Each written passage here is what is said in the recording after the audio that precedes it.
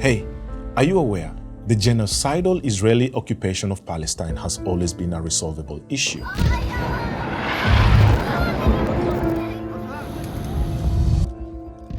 It's not lost on many of us that it never had to happen to begin with.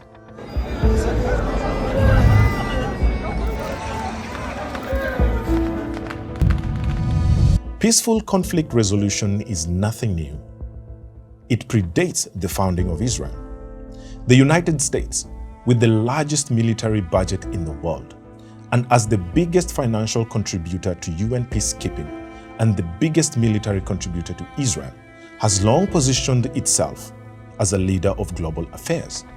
Yet, it has failed to use this considerable power to bring peace and security to the Palestinian people. Let's talk about that.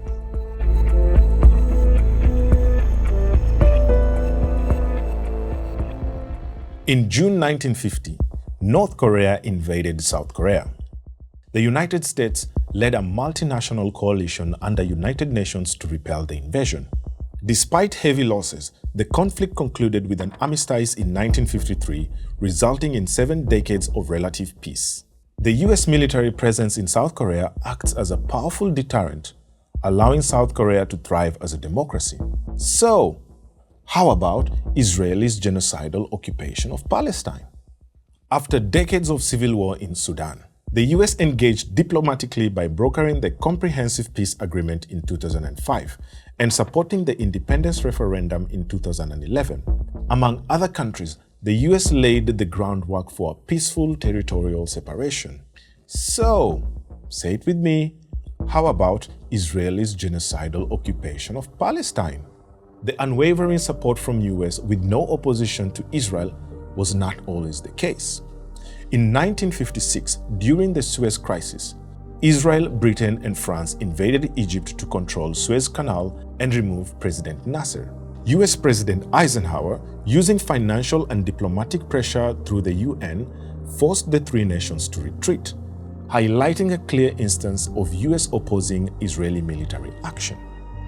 So, say it with me, how about Israel's genocidal occupation of Palestine? In 1982, Israel invaded Lebanon to target the Palestine Liberation Organization, leading to thousands of civilian deaths.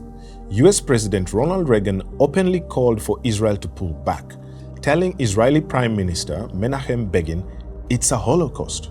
Millions of us have seen pictures of the Palestinian victims of this tragedy. There's little that words can add, but there are actions we can and must take to bring that nightmare to an end. This caused US officials to publicly criticize Israel's action and sway American public opinion against the country. This event marked an important shift in US-Israeli relations. So, the United States can not only mediate and solve conflicts around the globe, it can also stop them in their tracks. So, say it with me, how about Israel's genocidal occupation of Palestine? Despite repeated findings and reports by international organizations like the International Criminal Court, the International Court of Justice, the International Federation for Human Rights, the United Nations Human Rights Council, UNESCO, United Nations Special Rapporteurs, the World Health Organization, Doctors Without Borders, Human Rights Watch, Amnesty International, and even Jewish-led organizations like Jewish Voices for Peace, all documenting serious crimes such as apartheid, ethnic cleansing, the risk or reality of genocide, the United States still continues to fund, arm, and shield Israel diplomatically. But with the largest military budget in the world, and as the most powerful contributor to the UN peacekeeping budget, with the power to literally pull the financial plug on Israeli military, it doesn't seem to be able to use any of that to stop the Israeli genocidal occupation of Palestine. Make it make sense. No, really. Make it make sense.